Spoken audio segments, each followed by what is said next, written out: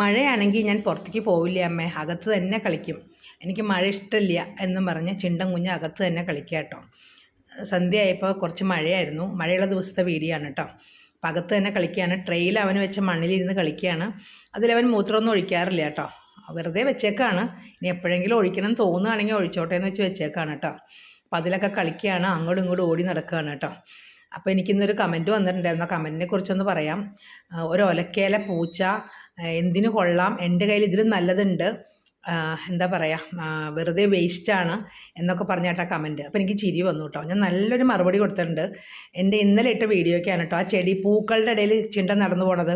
അപ്പോൾ എല്ലാവരും ഞാൻ പിൻ ചെയ്തിട്ടുണ്ട് കേട്ടോ. ഒന്ന് കണ്ടു നോക്കണം കേട്ടോ ആ കമൻറ്റ് എന്താണെന്ന്. എന്നിട്ട് നിങ്ങളുടെ അഭിപ്രായം എന്താണെന്നൊന്ന് മറുപടി കൊടുത്തേക്കണേ. ഞാൻ നല്ല മറുപടി കൊടുത്തിട്ടുണ്ട്. ചിണ്ടനെ സ്നേഹിക്കുന്ന നിങ്ങളെല്ലാവരും മറുപടി കൊടുക്കുന്നത് ഞാൻ വിചാരിക്കണം. അവരുടെ കയ്യിൽ അതിൽ നല്ല പൂച്ചയുണ്ടെന്ന്. അതിനിപ്പോൾ എനിക്കെന്താ കുഴപ്പം? അവരുടെ കയ്യിൽ ഉണ്ടായിക്കോട്ടെ.